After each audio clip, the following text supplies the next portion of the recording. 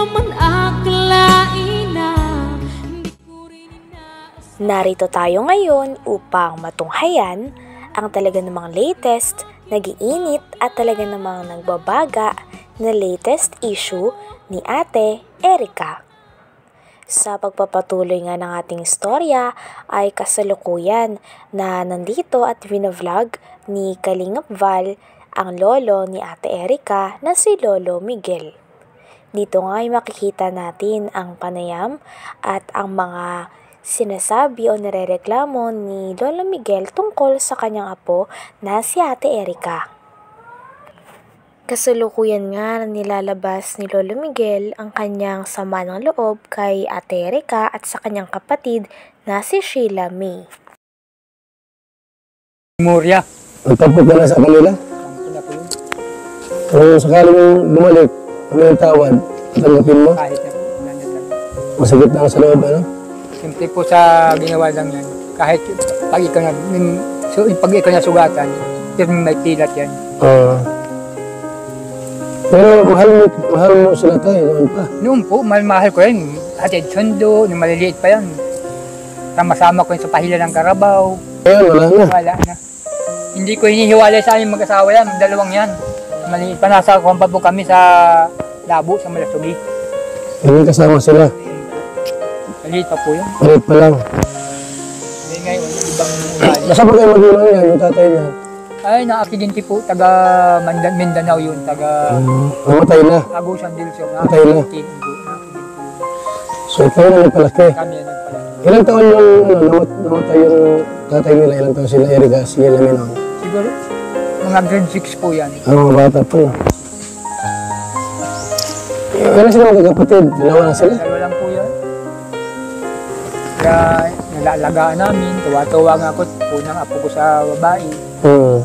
Minalmahal ko. Eh, paglaki, nagkasumay. Wala na aking mga bata ito. Nilimot na yung nilakihan nila. Kung saan ang galing? Hindi ko manuwang utanggal, mga ugali na sa kagayon. Yan, bayaw ko yun. Isita man sa amin. Galabo yan.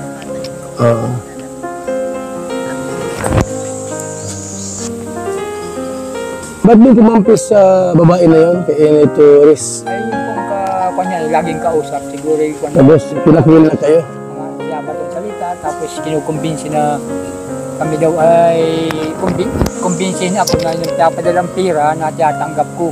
Eh di magtatanggap. Siguro ang ibig sabihin, umuki akong umuki para magkakwarta sila. Tapos hindi ka binibigyan? Wala naman. Hindi man ko interest sa kwarta nilang ibigay sa akin. Bakit? Nagkakapira naman ako. So para paano, yung mga anak ko doon, nabigay sa akin, mas 500. Yung anak naman ko nagtatrabaho doon, 1,000, 500, ganun na napadala naman sa akin. Pag ako'y nalagas-lagas dito, may kwarta din na ako dito. Hati naman. Dito naman ay binabasa ni Kalingap Val Santos Matubang kay Lolo Miguel at sa tita ni Ate Erica ang post ni Emma Torres o ang kakampi ni Ate Erica. Dito ay binabantaan nga ang pamilya nila Lolo Miguel na sila daw ay ipapakulong. Sinabi nga dito na magkita-kita na lamang daw sila sa korte dahil hindi daw papalampasin ng kampo o mga kakampi ni Ate Erica ang ginawang pag-amin o paglantad ng tita ni Ate Erica at pagsasabi ng totoo sa publiko. Okay. Ako na ay 60, na ako. Double 6 na. 66 si nanay. Ano yan, 63. Mark my word. Hindi man pala po. Kayo ang sumira sa sarili ninyong pamilya at buhay. We'll see you in the court. Baka sasablay, maubos yung ipin mo. Ano kaya yung topic natin dito? Di ba pira at ikaw ang may hawak? Yung pira, hindi si May. Ikaw pala may hawak? Wala akong pira hinahawakan dyan. Ha? Wala akong Yan o. pira. Dahil kayo ang bumili ng mga gamit. Utos lang ni Silami. Utos yun yung si Silami. Anong gamit yung binili niyo tayo? Yung simento, ganun, yung mga abrebe, yung mga ginagamit. Saan ginamit? Sa bahay nila. Bibigyan nga sa akin. Ikaw daw ang may hawak ng pera, hindi si May. Wala sa akin, nasa kanila. Kaninong pera yung ginamit? Pera nila o pera ni John A? Kay Jun po yun. Yun eh po yun. Kami po ang magpapatunay po doon. Hindi pera nila Hindi N. po pera Torres. po ng ilaber. Hindi pera. Yung pera po ni John A, ang binili po doon ni Sheila May, lote sa dait. Okay. May luto sa daet, binili. Opo. Magkano bili noon? Yung baga pong Ilmax po yun. 100. Motor. Max. Bumili pa ng motor. Tricycle. Tricycle. Oh, ang dami, tricycle pa. Motor, tricycle pa. Pero ang pagkakasabi ko, ang dinig ko, yung may tricycle na yun ay pampamilya. Pero inangkin Sabi nila. nila. Inang kinino? Nino yung asawa. Sino isawa? Sila Kapangalan po. Sheila May, sa asawa niya. Pero ang sabi ni John A, pang pamilya. Ano ibig sabihin? Kasama kayo doon? Siguro po, sabi daw po. Pang pamilya. Baka sa kanila lang. So, nasa yung Inmax na motor, Naka-Erika po. Siya po ang ginagamit niya. Ngayon, yung tira dito sa paggawa ng bahay, kaninong pira yan? Kay Sir Jordan rin na po po. So, hindi lang Padala. kalating milyon ang nagasus niya. Hindi ko kalahati Malaking ng peso yun. Mahigit mong 1 million yun. Ang alin? Ang halaga nun. Ang alin? Yung bahay ko yun. Itong bahay na ito, higit 1 milyon. Meron po makakapagod natin yung mga Ito po, kinuha ko mga yung nakakita. asawa nito. Yan. Ginawa ko O, ayun ang ebidensya. So, tayo, kung tutusin, kung kintahin lahat, ba't ang mga 2 milyon ang tirang bilkewan ni Sila na ang John A? nagpag- Itong gulungan na ito ay konektado din sa pagpapagawa ng bahay ni Ate Erika at ng kanyang kapatid na si Sheila May. Sapagkat pinagbibintangan din daw kasi nila Ate Erika na ang kanilang lolo ang naghahawak ng pera habang tinatanggi naman ito ni Lolo Miguel. Ang pagkaka-explain nga dito ni Lolo Miguel ay binigay lang daw sa kanya ni Sheila May ang pera pambili ng mga materyales, ngunit si Sheila May pa rin ang nagkokontrol sa pera. Umaga, tanghali at gabi. Ito kami kina ate, tita, Chini, at tatay Miguel. Para i-confirm ko lang po sa kanila itong Facebook page ni M. Tunyakaw Torres, ito nga talaga ito.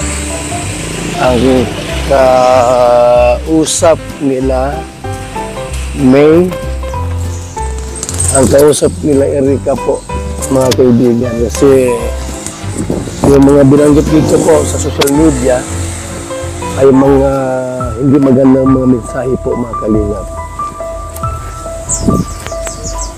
Kaya sa si Jenny.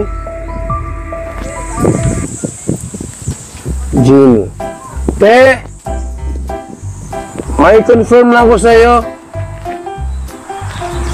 para mas Ay! Linawin ko lang kung ito yung babaeng ito para magklaro ko lang. Apo, siya po yan. Ano ito? Apo, yung stories na sinasabi. Kasi may mensahe din sa iyo. May mensahe sa social media na basa ko lang din. Ikaw ata ang pinatamaan dito.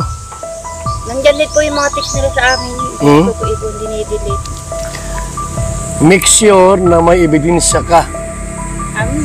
At baka warrant of arrest ang darating sa iyo. Mark my word. Hindi man na pala po. Kayo ang sumira sa sarili ninyong pamilya at buhay. We'll see you in the court. Baka sasablay, maubos yung ipin mo. Maubos yung ipin mo. Ha? Papagunot na nga ako, kuya. Para gugutengin. Baka malunok mo yan. God bless and see you in the court. Ako, delikado ka. Panindigan mo lahat ng sinabi mo, ha? Gather some evidence, yung totoo, kasi pag hindi kayo ang kawawa, kayo ang nag-umpisa, hindi ako. Di mo nga mabanggit pangalan ko. Amy Torres. Sombra mo. Hanggang dito na lamang muna ang ating napaka-latest, nag-iinit at talaga namang nagbabaga na issue ni Ate Erika kasama ang kanyang lolo at ang kanyang pamilya. Maraming salamat sa inyong panonood. Hanggang sa muli. Bye!